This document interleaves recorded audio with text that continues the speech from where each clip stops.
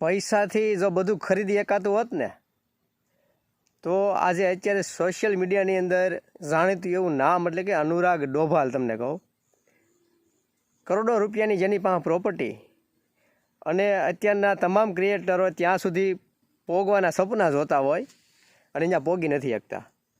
એની પાસે બધું જ હતું, પૈસા, મિલકત, એટલી એની પાસે લોકશાહના બધી વસ્તુ હતી, પણ ક્યારે માણસ હારી ગયો ખબર તમને? જ્યારે પોતાનો પરિવાર સાથે ન હોય ને ત્યારે એ માણસ હારી જતો હોય.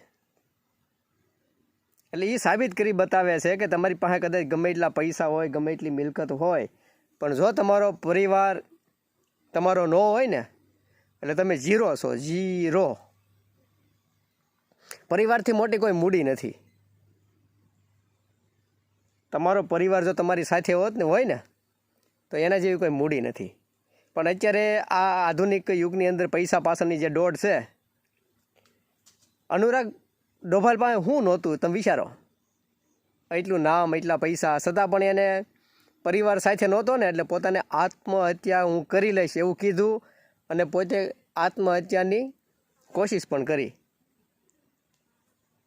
એટલે વિચારો તમે કહો, બધા લોકો કદાચ એમ કહેતા હોય કે પૈસા જ સર્વસ્વ છે, પણ પૈસાથી ખુશિયા નથી ખરીદી શકાતી. કદાચ ગમે એટલો રૂપિયો હોય ને તોય એને બધું કર્યું એના જીવનની અંદર, લોકશાહના મેળવી, પૈસા મેળવવા, પોતાના પ્રિય પાત્ર એટલે કે લવ મેરેજ કર્યા. એટલે એમને આંતરજ્ઞાતિ લગ્ન કરેલા, બદલામાં શું મળ્યું?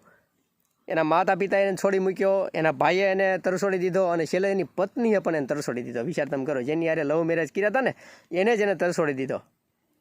એટલે જો એટલું બધું હોવા છતાંય જો પત્ની એનો અસ્વીકાર કરતી હોય અને તરછોડી દેતી હોય તો મારી તમારી જેવા લવ મેરેજ કરે એની શું હેસિયત છે કે એની જિંદગી આખી જિંદગી કદાચ એની ટકી પણ રહે? એમ ન ટકે. હવે આની પાસે એટલું બધું હતું, લોકશાહીના પૈસો ને તમામ વસ્તુ હોય, છતાંય જો લવ મેરેજ કર્યા હોય ને પત્ની એને છોડી દેતી હોય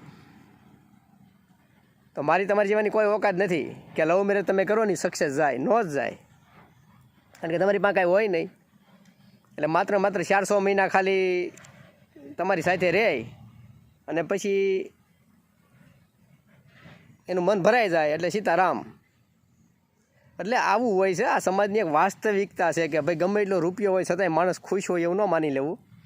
ખુશી તો અહીંથી મનથી આવે કે બસ હું ખુશ છું એટલે વાત પતી ગઈ. રૂપિયો કાંઈ મહત્ત્વનો નથી કે ખુશ હોવા હાટું રૂપિયા જરૂરી છે એવું નથી. હા, આર્થિક રીતે તમને કહું રૂપિયાની જરૂરિયાત પડે, પણ રૂપિયા વગર જીવી પણ નથી શકાતો. રૂપિયો હોતો ને જોઈ, પણ સૌથી વિશેષ પરિવાર.